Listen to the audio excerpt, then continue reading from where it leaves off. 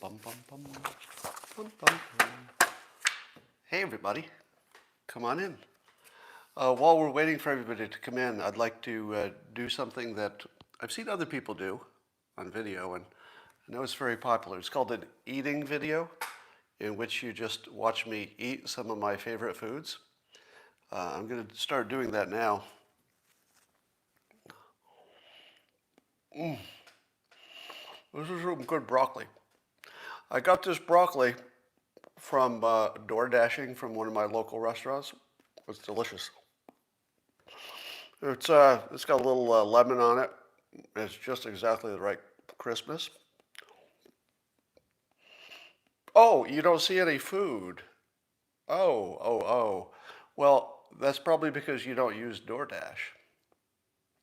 If you use DoorDash, you know that they don't always bring the food, but they'll definitely charge you. Last night I was talking to Christina about my favorite dish, a chilled broccoli dish. I ordered it from my favorite restaurant. Now I usually order two, this is a true story. I often order two entrees because the ratio of times that they forget to bring one of the orders is so high that you have to order two dinners to get a pretty good chance they'll bring one of them. And I'm just wondering, do you have that same experience? Are you having the experience where you DoorDash and one of the orders is just always missing? I say 75% of the time, the order is incomplete, but you paid for it anyway. So I just wondered in the comments. But while we're waiting for that, if you'd like to enjoy this, all you need is a cup or mug or glass, tank or chalice of time, canteen, jug or flask, vessel of any kind, fill it with your favorite liquid. I like coffee. And join me now for the unparalleled pleasure, the dopamine hit of the day, the thing that makes everything better. It's called the simultaneous sip. And it's going to happen right now. Go. Oh, yeah, that's good. So, yes, that's one thing the food delivery business has to get right. And I don't think that they quite understand the impact it has, because the service is amazing. If you've ever used the DoorDash app, it's like a miracle. It's like one of the best apps you'll ever see in your life.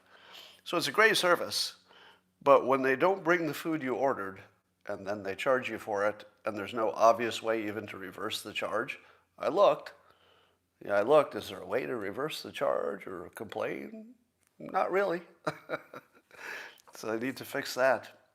All right, Rasmussen did a poll and asked people if they thought that Biden's first 100 days were a success. Only 36% said yes, but of course, conservatives thought he was a big failure and liberals thought he was great. But 36% of moderates say his first 100 days were a failure. I'm not sure I would say that. I don't know what happened in his first 100 days that you would define as failure, per se. There are certain things that he did that you don't like, but failure is a pretty big word. Certainly, he screwed the pooch on immigration. Certainly, he's looking to spend a lot of money and introduce socialism that you don't like. But I don't know if that's a failure, since that was what he was trying to do. Everything that looks like a failure is pretty close to what he said he would do if he got elected, including opening up the border. So I don't know. I guess you have to ask yourself what failure means if somebody is doing what they said they would do. You just don't like it. We'll talk, of course, more about Biden here. First, some other fun stuff. Project Veritas, as you know, is suing the New York Times for saying some things about their projects. And apparently the New York Times legal defense is that they're injecting unlabeled opinion into their news stories. That seems like quite an admission, doesn't it? That the parts that are under complaint were opinion, but they seem to be embedded in news. So I think Project Veritas just got a huge win in just getting the New York Times to admit the degree to which they insert opinion into news. If all that comes of that is that the public is more informed about how much opinion is injected into news, that's probably a good thing. So again, I'll say that Project Veritas is one of the most constructive forces in the country right now. Weird, isn't it? That they're one of the most constructive forces because they're a pushback against the media propaganda, and you just need that. You need as much pushback as you can get. Here's an alarming story. Apparently, Rudy Giuliani was the subject of federal investigators executing a search warrant on his New York City apartment, and they seized his electronic devices.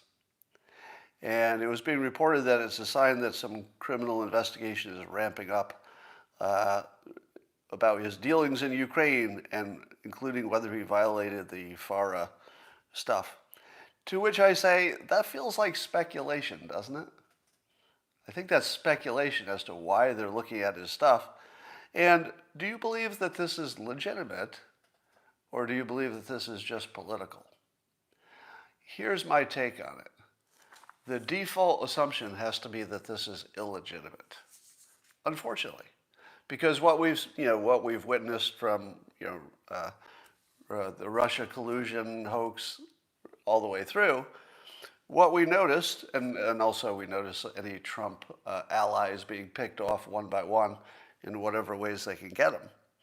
So I have to assume this is illegitimate, subject to any evidence that shows it is legitimate. But isn't your starting position that this is illegitimate? And I'm not sure I would have said that, 2 years ago.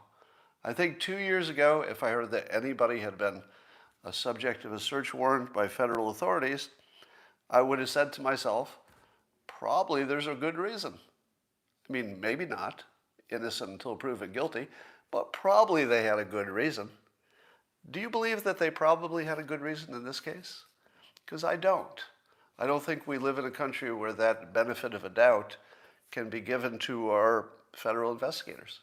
I don't think we can give them that benefit of a doubt anymore. And so as a country, I think we've got to put pressure on them to say, if you're gonna seize somebody's electronic devices, which is one of the most serious things I can think of, short of actual physical rape, that would make you feel abused and victimized. All right, so short of anything that's actually literally physical, this is the biggest violation I could even imagine. Imagine having your home or your office essentially violated by people who are going to look through all of your electronic devices, and there's nothing you can do about it. How would you feel about that? It would feel like a physical attack, wouldn't it? Like the way you would process it would be almost like a sexual assault. I mean, I shouldn't say that because obviously I can't understand what that would feel like. So that's a little bit hyperbole. You can take it that way, but it's pretty damn bad. And again, the government really needs to explain that. I guess also there's a search warrant for Victoria Tenzing's assets. I don't know what they're looking for because she's worked with Giuliani on some stuff. I have a Victoria Tenzing story. Have I told you ever that for weird reasons I end up in the middle of history in lots of ways? And I don't know why. It's one of these weird coincidences. Well, here's just a weird little story. One day a TV host, doesn't matter who, so just for privacy I won't tell you, but I was doing a book tour, I don't know, a year and a half ago or 2 years, whatever, and the TV host had a note for me from Victoria Tenzing. Now, if you want to be worried, let me tell you how to get worried. Have somebody hand you a note from a famous lawyer. That's just scary shit. Because the first thing I thought was, oh my God, what kind of trouble am I in? Who's suing me now? Like what why does a famous, I'll call her a TV lawyer just because you see her on TV a lot, but she's a lawyer. Turns out, I called her to find out what it was about, And it was just a mistaken identity. She literally thought I was someone else. So she had some questions of a completely different person. So it had nothing to do with me. But I can't tell you how many times I'm in the center of some kind of thing, or I've met some person who's in the news through random weird ways. I just don't understand how this keeps happening to me. It's the simulation. All right. Let's talk about Biden's joint address to Congress. How many of you watched it? Did I meet her? No, I never met her. We just had one phone call, and she immediately realized that she should have been talking to somebody else. So that we didn't have any actual business. It was just mistaken identity. So the Biden address happened. Kevin McCarthy had, I think, the best tweet about it. He said, this could have just been done by email. And I'm going to give that an A+ for insulting tweets. It's not quite Trump level, but it's pretty darn good. We could have just done this by email. It's like the ultimate insult. If your address could have been done by email. All right, let's see how the reactions were. Even CNN said that for a first speech to Congress, that Biden got the lowest very positive reaction. So here's how CNN described it. Biden at 51%, but Trump was 57%, Obama was 68%, and Bush was 66%. So Biden didn't do too well on the positive reactions.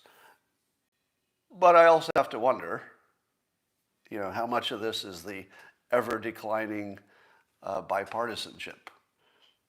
It could be that people during Obama were more likely to be a little bit friendlier to the other side, and of course Obama was a better orator. But kind of interesting, Biden got such a low number. I'll give you my own opinion here in a minute, but I'll give it to you now. I thought Biden's speech was capable. I'm going to criticize a number of things. You probably know where I'm going with most of them. But I would say, the criticisms are mostly just the naked politicization. So the naked partisanship is all the problems. But they're also so obvious that I don't know I have the biggest problem in the world with it. I don't mind a little naked partisanship if it's just obvious that's what's going on. As long as it's obvious, that feels like good labeling at least. So let's talk about some of the specific things he said. One of them is white supremacy is our biggest threat in the United States. Is it? How do you measure a biggest threat? Now, he's talking biggest threat in terms of, violence and people killing people, not climate change or anything like that. But in terms of people killing people, he says white supremacy is the biggest based on intel, he says, intel agencies. And I would ask you this. Is that bigger than the brainwashing from the media? Because it seems to me that nobody does anything in this country in any kind of a big trend way unless the media has brainwashed them to do it. So whenever you see somebody say, people are doing this, you got to go back one level and say, but why? Why are there lots of mass shootings? Is it because of white supremacy? Some of them are. But why are there so many? Not just white supremacists, but why are there so many shootings? It's the news. The news is the biggest problem. If the news did not cover it the way they cover it, it wouldn't be happening. So if you say white supremacy is the biggest threat in the United States, ask yourself this. Would it be if the news were just the news? Because I don't think it would be. I feel as though the news is what has caused, let me say something really provocative here. You ready? I believe that white supremacy is made far worse by the way the news handles the news. And that the white supremacist would just be sitting quietly thinking their white supremacist thoughts if the news didn't tell them they were at war. and that they were being threatened, and white people are bad, and critical race theory is the way. Imagine a world with no critical race theory and no media pushing it, and no wokeism, and no all of that. Would white supremacists be as dangerous as many people think they are? I don't think so. I think that white supremacists, just like everybody else, responds to the news. So if the news is telling them they're under threat, what the hell are they going to do? Right? So it seems to me that ignoring the media as the biggest threat to democracy is really a giant blind spot. Biden said that he promised 100 million COVID-19 shots in 100 days, but he will have reached over 220 million in 100 days. Unambiguously, good job. And apparently we're doing better than most of our peers. You know, Israel did a great job. But in terms of our more equivalent types of countries, we're doing great, apparently. But here's the thing. Do you think that Trump would not have continued fine-tuning the process and also gotten to the same level? What evidence do we have that this wouldn't have been exactly the same under Trump? Because all of this fine-tuning, you know, the things that they figured out and improved, the ways to make more vaccine, the ways to get more people involved, that's all happening at the administration level, right? It's not like the president said, get CVS involved, get Walgreens on the phone. Did he? I mean, did either of them? I feel as if we would be in exactly the same place because the president isn't doing any of this.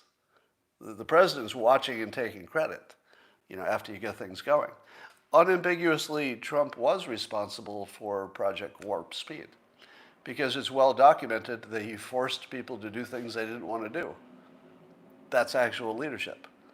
But simply letting your bureaucracy perform exactly the way you'd expect them to, I'm going to say that probably would have been the same under Trump. I think it would have been.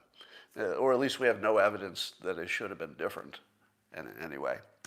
But it is nonetheless a great accomplishment, and I remember that I told you in the beginning that you could not predict how well we would do with vaccinations in the final months by looking at anything that happened in the beginning months. You know, I told you that curve was going to go, and in the final months, we'd be just so good at it, getting vaccines to the right people, that it would look amazing. And what happened? Several months into the vaccines, we got so good at it, it looks amazing. I mean, it doesn't even look possible, it's so good. I guess half of adults have got at least one shot. All right. CNN says that Biden is casting vaccines as a way to get everyone back to normal, and that it's a key tactic Biden will employ to pressure people to get the shots. Now, and he did say some things like that. He talked about parents seeing the smiles on their kids' faces because everybody's vaccinated, and grandparents hugging their children and grandchildren because they're vaccinated and stuff. So he does do a little bit that, but conservatives, some of conservatives' most pointed criticism is that at least the CDC and Fauci and those people are not doing this. So the criticism is that the government is not doing a good enough job saying if you get your vaccination, at least you can go back to something normal. Rather, Biden is still talking about normal, but the actual guidelines are not so normal, right? So I think the conservative criticism is accurate, but CNN is saying that Biden is doing this. I don't think he is. I think he's doing it a little bit, which is really different from saying, if you get your vaccination, do anything you want, which I think is what mostly conservatives probably want. Here's an interesting fact. Apparently, Obamacare is getting stronger. During the 100 days, 800,000 Americans were enrolled, blah, blah. And even CNN said we've reached a place where few people are talking about repealing the Affordable Care Act. That's true, isn't it? I don't feel people even talking about, you know, repealing Obamacare. And here's something that I told you early on, in which I gave Obama incredible credit for, and I'm going to do it again. I know you don't like this, but any nod toward any objective analysis just has to include this. You probably didn't notice this, but when Obama was explaining why he was backing the original version of Obamacare, he said in direct language, so this is not my interpretation. He said it in direct language. I'm paraphrasing, but very directly. He said, our plan is to put out a bad plan. Again, I'm paraphrasing. He didn't say that.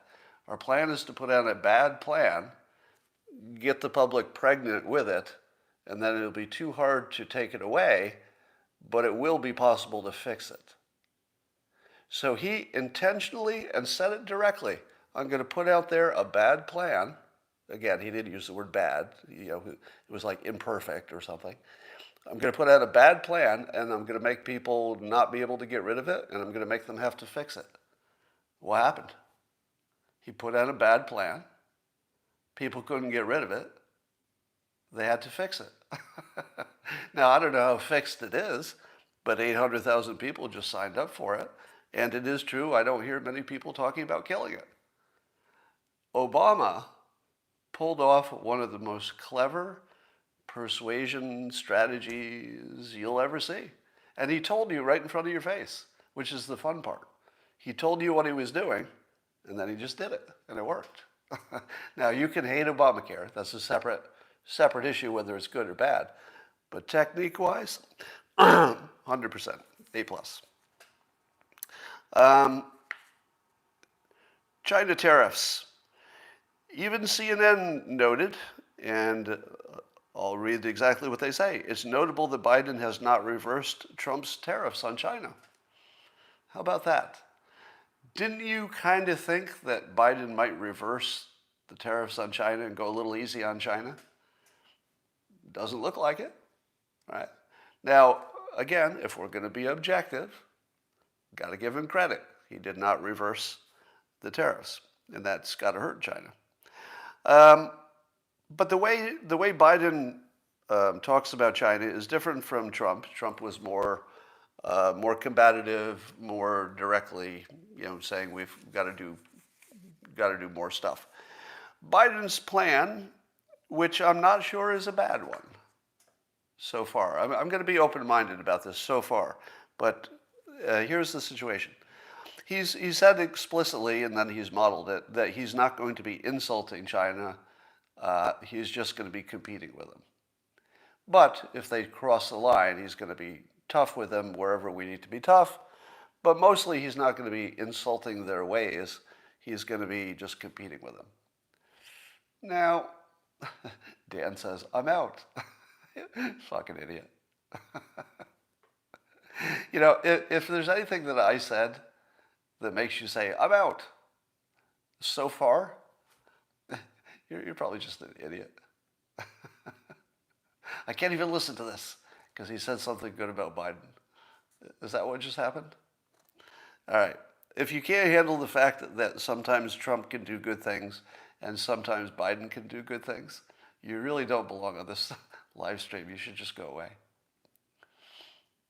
I'm out too. Bye, Craig says. Good. I don't really want anybody on here who can't handle hearing that the other team did something right. If you can't handle that, you should go away immediately. So if there are any more of you who would like to go away, I'd like to see you do it right away. All right. So is Biden's plan better to talk nice to China and let them, I suppose, commit genocide on the Uyghurs and harvest organs and just sort of put a little pressure on them about it, but don't care too much? I don't know. It might be fine.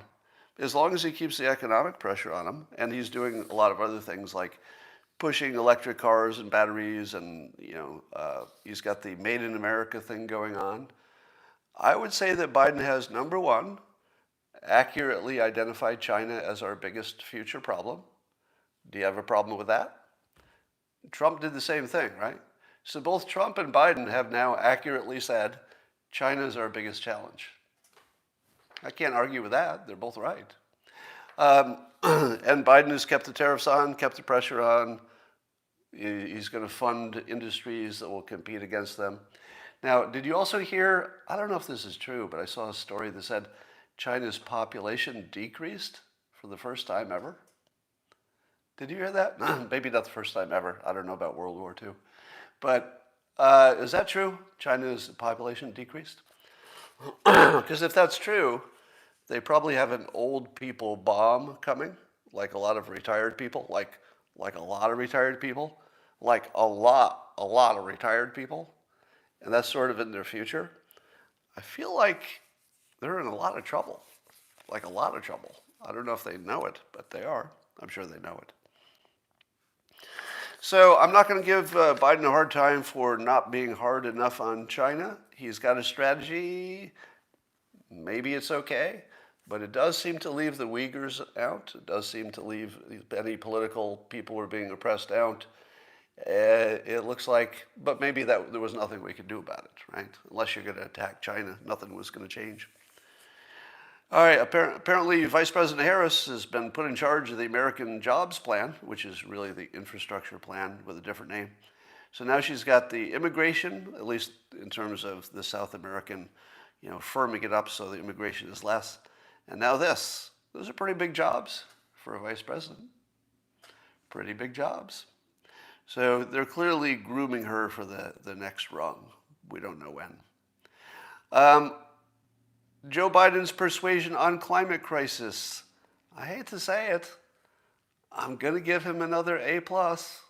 If anybody else wants to leave, this would be the time. I'm going to give him an A+ in persuasion. All right? Remember, we're just limiting this to his persuasion. The topic of climate change, you can have your own opinion on, but you're not going to hear this at the moment. Right now, just the persuasion he used, and here's what he said. He said it's not a climate crisis. We have failed to use the most important word when it comes to meeting the climate crisis: jobs, jobs, and jobs. He says, for me, when I think about climate change, I think jobs. Really smart. Mark is out. Goodbye, Mark. Really smart. It is very smart for Biden to talk about climate change and whatever we're doing about it as a way to create jobs. Is it true? Well, that's a different question. Would it actually create good jobs? It might. I don't know. Who knows? Maybe it would take away as many good jobs as it creates. But in terms of persuasion, where the truth is a little less important than the persuasion, this is pretty good. Because if you're trying to sell climate change to conservatives, and they don't believe it has anything to do with saving the planet, many of them don't, what are you going to do? Instead, you say to them, we're going to increase jobs. He's saying the same thing about the American Jobs Plan, which is basically infrastructure. He calls it a jobs plan. How smart is that? It's pretty smart. Do you know what Republicans like more than anything except maybe God and the Constitution and guns? Jobs. Jobs.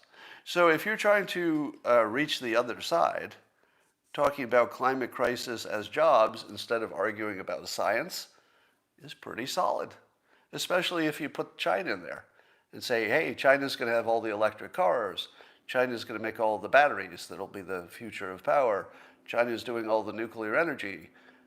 If you make it jobs and you make China the enemy, suddenly the conservatives say, I like jobs, I don't like China. I don't know if the science of climate change is quite exactly right, but I like jobs and I don't like China. So I'm on board a little bit, right? Not bad. This is good stuff. I hate to tell you that although Biden is a horrible, orator, and he's got plenty of problems in his speech, but this part's good. It's just good. And he also talked about opportunity for women, especially in the Paycheck Fairness Act. And There's a real problem brewing that I don't know if everybody's seen yet. So the Me Too stuff, as important as the topic is, had an unintended consequence that men don't like to hang out with women or even hire attractive women if they have an option. Because if you hire an attractive woman in the era of Me Too, even if you know you'll be fine, your coworker might do something wrong, right? So you're just introducing a danger into the workplace that's a pretty big one. Now, will that cause men who are in a position to hire fewer women? I would assume so. Certainly people say it. I've talked to lots of people who will say it right out loud. I'm not going to hire a woman because I'm just going to get sued or my staff will get sued. Somebody's going to get sued. Now, add on top of that the Paycheck Fairness Act. I know. I've got a mostly conservative audience. I get it that you all believe there's no such thing as a wage gap. I get it. And I agree. As far as I know, there is no such thing as a real gender wage gap, but it is widely believed by, I don't know, 2/3 of the world. But as far as I know, there's no evidence of it. There's just bad analyses. There's comparing the wrong things. They're comparing people with less experience to more. They're not comparing how much people are even trying to get the CEO job. How much do they want it? None of that's in any of the analysis. So certainly there's, in my opinion, and I've looked into it enough to have a pretty informed opinion on this, and I have a degree in economics. I don't think there's any evidence that there's a wage gap. My experience shows it's the opposite. Meaning that if you were a woman with exactly the same qualifications as a man, you're going to get promoted over the man every time. Like every time. Did I mention every time? Equal qualifications, woman and man in a corporate world. Which one gets promoted every time? It's the woman.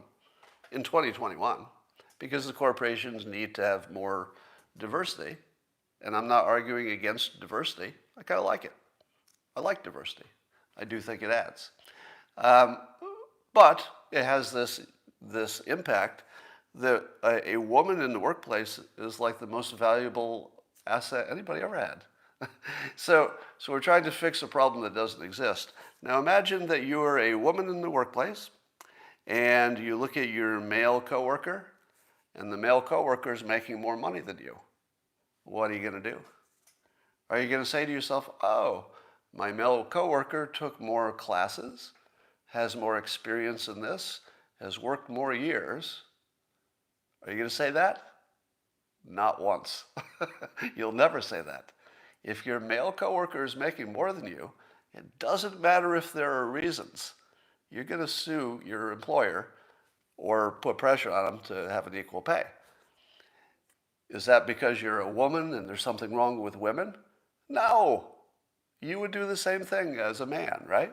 If I were in a situation where I could get a raise by complaining about women getting overpaid, I would do it. All is fair in negotiating for salary. Do you think your employer wouldn't try to screw you by telling you some bullshit to keep your pay low? Of course they would. That's how it works. Your employer tries to keep your pay low. You try to say what you can to get it up. If I could say that women were overpaid and you must make it fair by paying me more, I wouldn't care if that was true. I wouldn't care if I had a good basis for my argument. I'd just throw it in there, see if I get a raise. So I feel as if this Paycheck Fairness Act has the same potential blowback as the sexual harassment stuff in making men less likely to want to work with women. So let's watch for that. Biden says he wants to end cancer as we know it. It's within our power. Again, I like it. I like it. I don't know if you're following any of the stuff with mRNA vaccines, but apparently there's some reason to believe that we have some technologies that have a pretty high possibility of taking a big bite out of cancer. I love the fact that Biden says it's a top priority, sort of a moonshot thing. Good leadership, I'd say. I don't know what he's doing about it exactly, but I like that it's up there as a priority because I think we can maybe close it out in the next 10 years. It's possible. Um, let's see. CNN is calling Bidenslodestar, they like put a good name on it, that we have to prove to the autocrats of the world that democracy still works. So that's sort of a big theme of his presidency, is showing that democracies are better than, say, Chinese communist leadership or Russian or any autocracy. But is it true? Do you think democracies are more effective in helping the country than autocracies? Because I'm not sure that's true.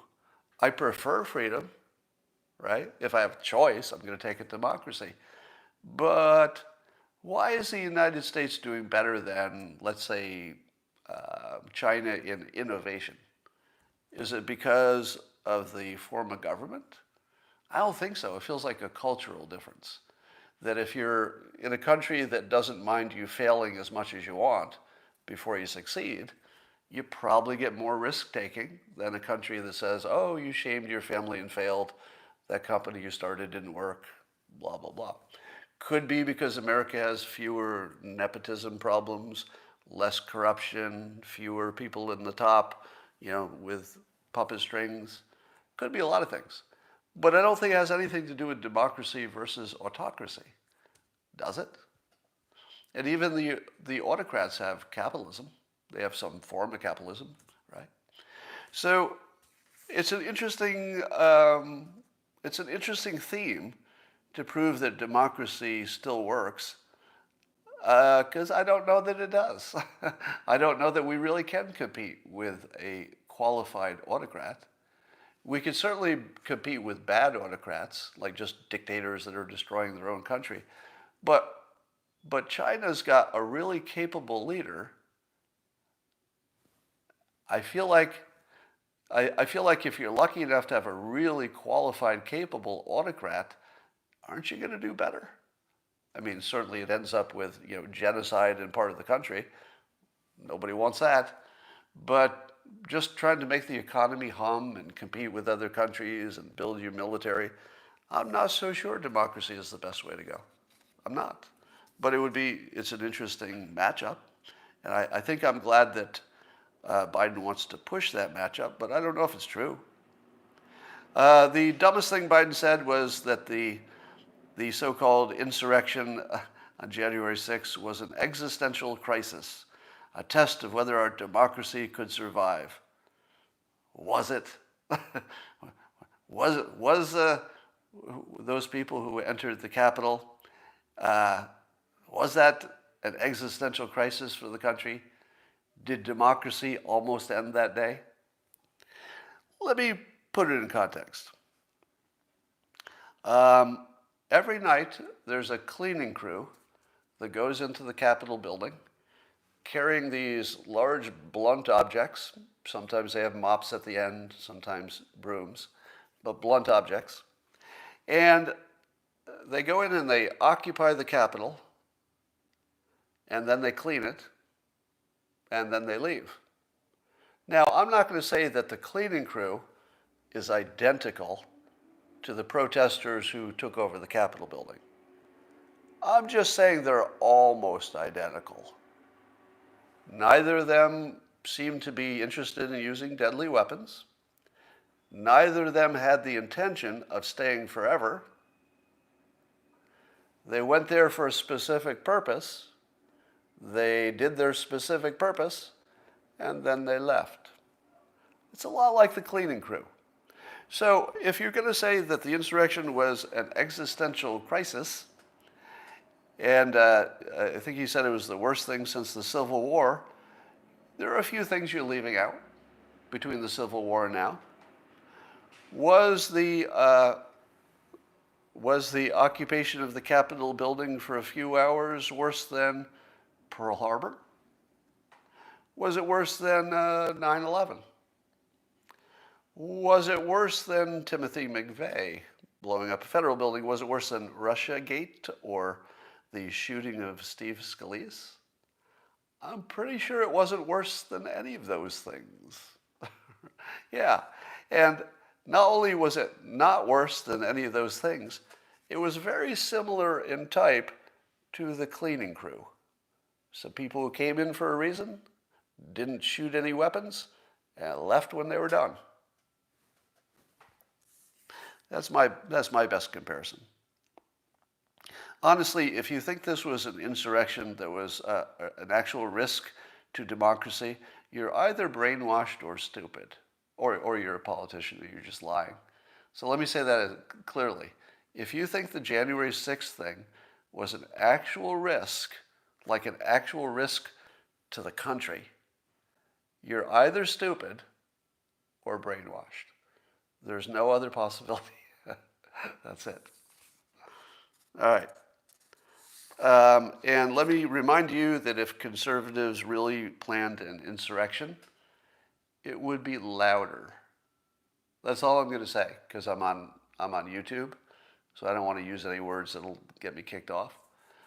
But wouldn't you agree, an actual insurrection that involved the most well-armed citizens on the planet, you don't think it would be a little bit louder, if you know what I mean? There'd be a little bit more noise. So look for that. If you're wondering if the conservatives have decided to stage a revolution, it'll be a lot louder. A lot louder. All right. I had a fascinating and fun time looking at CNN's fact-checking of Biden's speech. And so they did a good job of showing the text and then the fact check for each of the things he claimed. And as you might imagine, they were a little bit generous.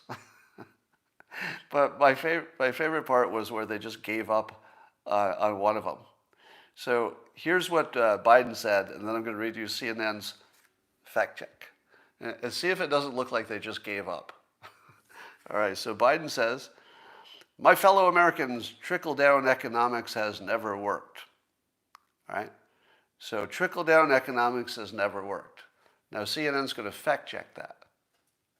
So if you were going to fact-check the statement, trickle-down economics has never worked, what would that look like? Would it look like, well, here's some studies that say it works, or here's some studies that say it doesn't work? That's what you're expecting, right?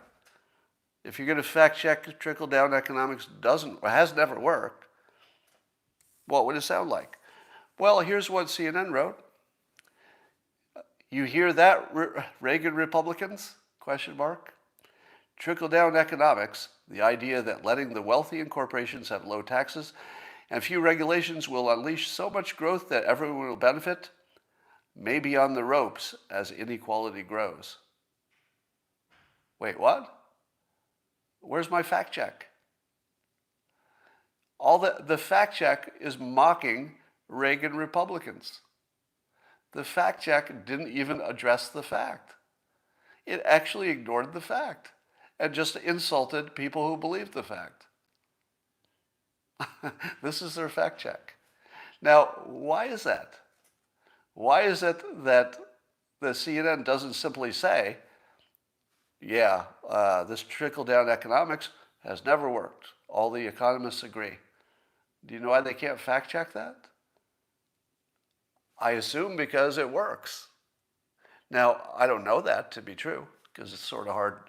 It's really hard to really know if it worked, in my opinion. But it feels like CNN just didn't want to even address the question. So instead, they just mocked people who believed it. That's new.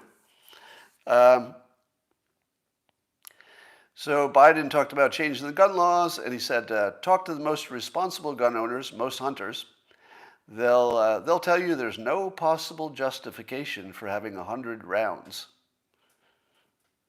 Do you think there's no possible justification for having 100 rounds? Does anybody think that? Let me suggest a possible rationalization, or reason really, to have 100 rounds. Here's my reason. Biden on changing gun laws. Talk to most responsible gun owners, most hunters. They'll tell you there's no possible justification for having 100 rounds. That's the justification. That's the justification. The fact that he would say that out loud as President of the United States tells me I need more bullets. Because the government is looking to take away one of your basic rights. If the government is acting to take away one of your basic rights, and this basic right goes right to the heart of freedom, which is not letting the government run roughshod over you, being armed enough that it just would never work, I feel like Biden just gave you all the reason you'd ever need to have all the rounds that you could ever buy.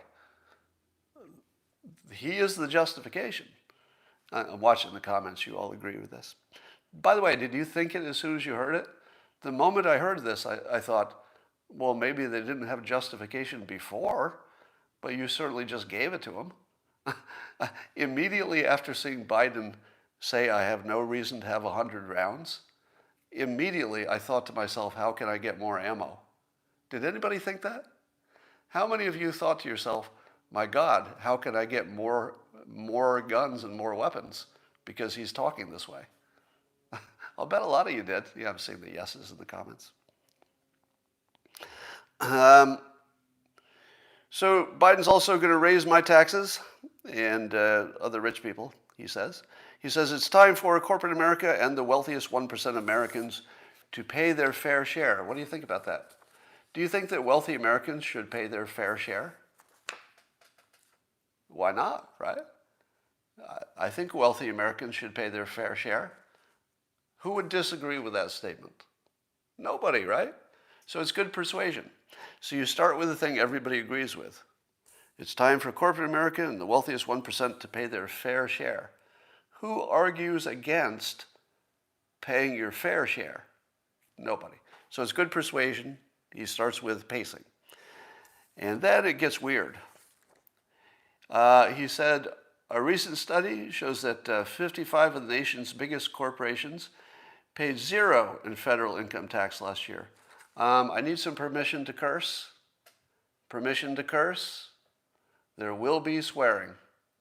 It's coming up. If you've got children, send them away.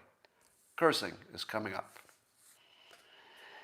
So, yes. So after saying that rich people should pay their fair share, he says 55 of the big corporations paid zero income tax. Let me put a little context on this, Joe Biden. I'm not one of the 55 largest corporations. I'm not. And do you know why? So first of all, I work 7 days a week, and I only get paid for the value that I produce. It's like a direct thing. I produce more value, more people, watch me on YouTube, more people buy my comic. That's it. I work 7 days a week, probably 60 hours a week on average. I'm not a big fucking corporation. Joe Biden, fuck you for trying to take my money. I'm paying my fair share. Well over 50% for most of my career. Yeah, most of it. And conflating me with Amazon.com is just fuck you. It's really just fuck you. I worked for my money. Don't compare me to fucking Amazon.com. He's yours, right? He's yours. Amazon.com is yours. That's your fucking problem, not mine. Solve your fucking problem. Your problem, Joe Biden. I work for a living. I don't, make billions of dollars because I started a company successfully. And conflating me and all the people who are, let's say, doctors or lawyers, consultants, entrepreneurs, we're not the assholes. We're not the assholes. We're the ones who make this whole fucking country work. No, obviously you need everybody working. But you couldn't take away this group of Americans, the ones who are individuals just excelling and inventing stuff curing people of diseases, fixing legal problems, were kind of important. The people who just go to work but do enough value, they create enough value that we get into this Amazon.com conversation. Do you think I'm anywhere near Amazon.com? I earned every fucking penny I have. And I don't think you should take it away from me by changing the rules after I made my fucking money. That's my problem. If this had always been the rules, if I had entered my career with a certain set of rules, I would have said, okay, that's what I chose. But when you change the rules after I make my money, and now you're going to take a third of it away or whatever it's going to be, not cool. Let me suggest an improvement to make this at least somewhat equitable. And it would go like this. I don't believe that anybody over 50 should ever have their taxes increased. That's it. Now, how you treat corporations is separate. If you want to put a minimum tax on corporations, that's something to talk about. But I don't think an individual who's just working for a living, is not a corporation, just works for a living and is successful, if you're over 50 and you raise their fucking taxes, not cool. Just not cool. And anybody over 50 should just vote out of office. Anybody who even thinks of raising their taxes. Because that group worked their whole life to have what they have, and it isn't your fucking job to take it away and give it to somebody who didn't do that. It's just not cool. So if Biden said, I'm going to tax the corporations a little more, have some minimum tax, I'd be open to that conversation. I don't really know if the economists have sorted out whether that's good or bad, or even if they can tell. But when you tax people above a certain age and take the money that they've worked all their life to earn through no crime, fuck you. So that's what I think of Joe Biden. All right. New York Times, in a tweet, has referred to Biden's economic plans as Biden's latest ambitious economic package. Is ambitious a good news word? Ambitious is a persuasion word, right? Now, it is ambitious. I would say that it's an accurate word. It's a very ambitious plan. But if you're only going to pick one word, is that the one you pick? That's the one that sums it all up. It's ambitious. I would have said huge, enormous. If you said enormous, there would be no opinion in there. But as soon as you say ambitious, that's an opinion. And the New York Times is already defending against Project Veritas for their opinions that they're packaging as news. Here's another example. That's an opinion packaged as news. All right, here's some fake news that probably fooled you. Did you see that on Twitter the phrase Uncle Tim was trending? Obviously an insulting play on the phrase Uncle Tom.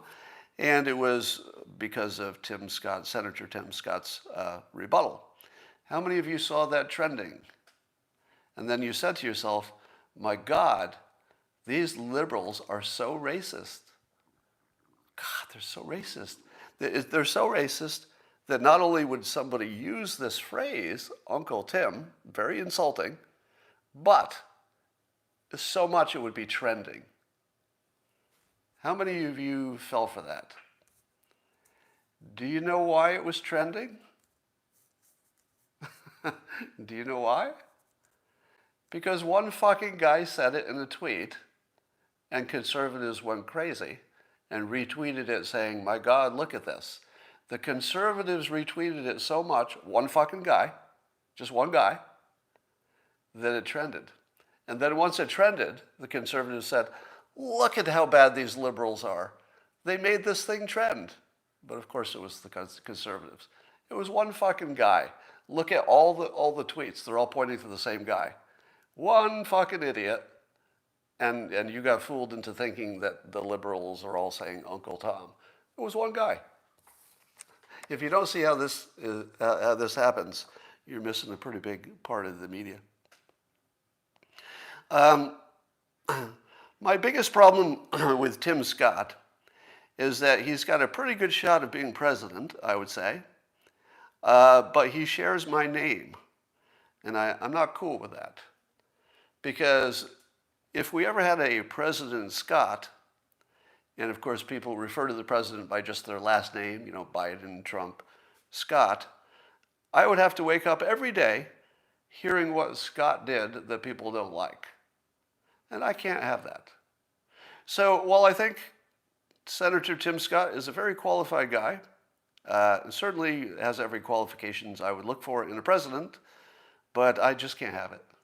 I just can't have somebody with my name as president. That would just be too annoying for 48 years. So a lot of people on the right loved Tim Scott's rebuttal. I listened to it this morning, and I didn't see it, honestly. I was expecting the Senator Scott's speech to be like I heard a number of people saying it's the best one they've ever seen, which I don't doubt, by the way. It might actually be the best one anybody's ever seen for a rebuttal, because the bar for rebuttals is like super low, right? The rebuttal people are usually pathetic, in my experience. You get your Adam Schiffs being the rebuttal guy. If you have Adam Schiff be your rebuttal guy, you don't even care about the rebuttal. I mean, you wouldn't put that guy in there, but that happens, right? So to have anybody do a solid job looks like the best that's ever happened. So he did a solid job. I would say that the senator is a very capable speaker, and he had lots of themes about coming together, etc. I don't think any of it matters, because it just looks like conservatives talking to conservatives. So I don't think that Senator Scott has language that is penetrating the other side. And when he said America is not a racist country, everybody with good reading comprehension said the following. Oh, he means that the country is not racist by design, because everybody can move up. But obviously, he's not saying there are no racists in the country. Obviously. Obviously, he's not saying that everybody's starting from the same place. Obviously. But because he made this statement, which I think was just a pure mistake, in my opinion, that America is not a racist country, there are lots of ways you could have said that would have avoided the problem that he walked into, which is that will be taken out of context, easily out of context, it already is, and it's being used as a sign that Republicans don't understand racism exists. So, I mean, he dug a hole and he fell into his own hole. So it was a huge persuasion mistake, in my opinion, to say the phrase, America is not a racist country, even if you believe it's true, and even if you're pretty sure Republicans will agree with you. Because you're trying to persuade the other side, or what's the point? I mean, talking to your own side is not really persuading anybody. So I would say that was a mistake, because it opened up an easy attack vector. And Van Jones waded in here. He said that the United States is still struggling with racism in every institution. Did Tim Scott disagree with that? No. Tim Scott never said anything that is the disagreement with that, but they can make it look like it is. And that was his mistake. And then Van Jones also said, to Tim Scott's credit, he said how different he sounds from all Republicans. Does he? Did you think that Tim Scott sounded different from all Republicans? Because I didn't get that at all. I got that it was right down the middle. It's the most Republican speech ever. Because he was saying, the wokeness, don't worry about it, everybody's got a chance, everybody can succeed in this country. I didn't think it was even a little bit outside the mainstream. It was right down the middle. Now, why would anybody think this does not sound like Republicans? Well, if you spent too much time watching CNN content, you would think this was not mainstream. It's the most mainstream thing you've ever heard. He went right down the middle. Tim Scott didn't even touch the edge of mainstream Republican thought. He didn't even get close. But if you watch CNN, you think he did. All right. One of the things that I find interesting is that whoever gets to do the rebuttal, it means that the party has decided that this is somebody who's going to get a little attention. And as I watch the 2024 race start to come together, I feel like we're going to see another repeat of 2016 in one sense. Am I wrong that there are a lot of Republicans that are really qualified to be president? Let me just list them.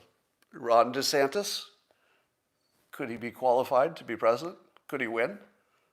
I think he could. Tim Scott, is he qualified? Could he win the presidency? Yes, I think he could. Ted Cruz, a little bit harder because he's a little more provocative, right? The left has a little more problem with him. But could he get nominated? Yes. Does he have all the qualifications for a president? Yes, he absolutely does. Name some other names. Did I say Tom Cotton? Chris Christie, I think he's got a little more baggage, so to speak. But remember when Trump was running, one of the biggest comments was, there are a lot of Republicans that are looking pretty solid. Pompeo, right. Yeah, Mike Pompeo, solid. Nikki Haley gets a little more controversial. Kristi Noem, a little more controversial. But certainly, the Republicans have a strong field. So I'd be a little bit worried. I see Trey Gowdy being mentioned, but I don't know that he wants to run for the office.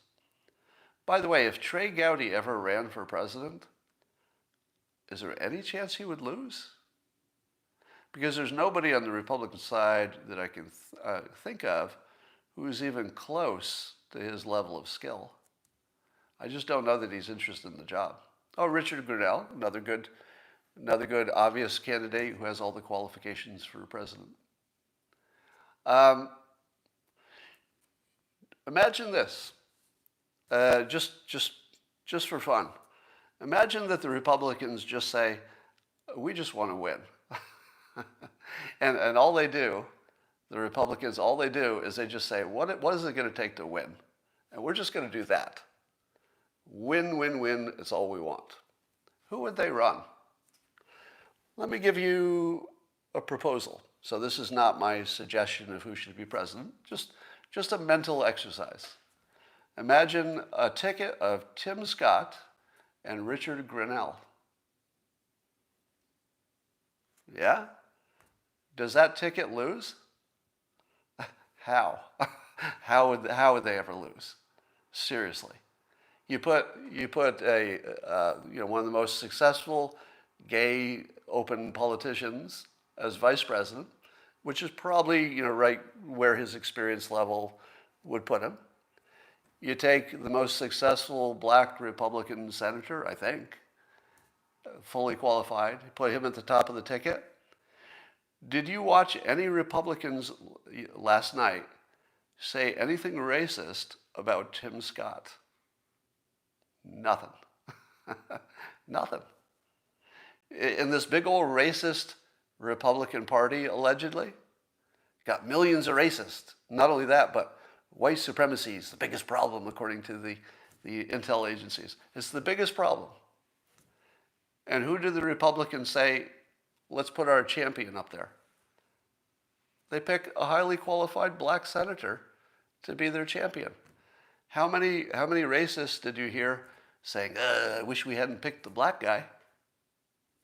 Zero. How many Republicans are there? 80 million? I don't know, 70 million? What is the number of Republicans? Not a frickin' person, not even one, said, he's black, maybe we shouldn't have it. No, not one, not even one, right? So how would that ticket ever lose? Because again, Tim Scott's right down the middle of Republican thinking. So every Republican is going to be on board. Black voters are going to say, I don't like Republicans, but he's pretty solid. And maybe this time I'll give a little extra effort to show up and vote. I don't know. I think that ticket would be unbeatable. Let me give you another ticket that I think would be unbeatable. Trey Gowdy at the top and anybody at vice president. I don't think he could possibly lose. And here's why. Have you ever seen him talk? There's nobody who has a better grasp of persuasion and the facts. I don't think anybody's close right now. There are lots of people who have the facts and are really solid. Take Tom Cotton, who I'm liking quite a bit lately, especially because of his stand against China. But Tom Cotton is not quite as interesting. Am I right? He's not quotable. Trey Gowdy is quotable as hell, which is unfortunately, 70% of being president is being really quotable. He's interesting to look at. He's never boring. Have you ever been bored by Trey Gowdy? Nope, not once. When he's on, if you're flipping through the channels and Trey Gowdy is talking, you stop, don't you? How many other people would make you stop flipping through the channels? Just immediately say, I got to see what he says. Trump, right? But then the list is really short of people that you wouldn't just switch the channel. Some people are saying Trump will win a third. I don't know. He might be happier as a kingmaker and a power behind the power, and he might have some legal issues, etc. Somebody says, you act like rhinos aren't a thing. Ridiculous. How am I acting like that? I don't know what that means. If you put any of the people that I mentioned for a candidate for Republican for the presidency, Republicans are not going to vote for the Democrat because they don't think their Republican is perfect. That's not going to happen. Somebody says, Gowdy is a rhino. That's why he would win. Sorry. That's why he would win. The fact that he can't be painted as, so right-wing that he's crazy, that's why he would win. Do you know why Obama won? Because you couldn't really paint him as left as you wanted to. He was just a little too darn centrist, and it made him hard to attack. So while Republicans might say, damn it, that rhino is not doing what we want, and they might even be right. But who the hell are they going to vote for? They're not going to not vote for him if the other option is Kamala Harris, for example. So it just doesn't matter if you call him a rhino or if he agrees with you on everything. It doesn't matter. He would still win easily. In my opinion. Now I think DeSantis has a solid shot. Unless there's some, you always have to wait for the opposition research. God knows what any of them have in their past. But he's solid, but he's not interesting. So that Ron DeSantis has the not interesting problem. He's sort of more of a technician and a strategist and a wonk and a manager. He's a leader, definitely a leader, which not all managers are. He's definitely a leader. But it just doesn't have the sizzle that you might need to get people to show up. So you're going to have somebody with a little edge just to get people to show up. I see Matt Gaetz being mentioned a number of times. Every day that goes by, Matt Gaetz gets stronger. Because if you're not hearing him getting taken down, and we haven't even heard that there's a real person who's an accuser of anything, right? So he just went through this giant scandal situation, and weeks later, not even the name of an accuser, or even proof that there is one. It's not even that we don't know the name. We don't really know there is one. So if it turns out that this was always a biased hit job, the way it looks, he could become Teflon if this doesn't take him out. So you know the whole don't go after the king unless you can finish him off? Like you don't want a wounded king who knows who you are. That's really bad for you. 60 minutes, rewind. It's been 2.5 months. That was weird. My phone just started up on its own. So if Matt Gaetz does not get completely taken out by this scandal, he will be the politician that lived through this scandal and it didn't take him out. That covers you with Teflon, because the next time somebody wants to take him out, they're going to say, well, it's going to have to be better than that one, because that didn't even put a dent in him. So if he recovers, he's dangerous, but we'll see if he does. The Arizona audit, we're not hearing anything about that yet, are we? Is there any evidence coming out of that that's reliable? But I can't wait for that. Now, the Arizona audit is fascinating because I don't know exactly what they're testing or checking or auditing, so I don't know if they're really going to see the whole picture or not. But let's say that they're going to see a lot of the picture, and they're going to see a lot of the things that at least Republicans claim there should be some problems there, they suspect. What happens if the audit comes out clean? Do any of you expect that to happen? Because I think that could easily happen. That the audit looks at everything and it's kind of okay. Do you think that's possible? That's totally possible, you know. I'm seeing some people say, no chance, no way. Yes. No, it's totally possible because they're not looking everywhere, right? So even if you believe that there's some bad stuff hiding somewhere in the system, I doubt that the audit is seeing enough of the system that you could know for sure if you found anything that was there. I don't know that we'll ever know.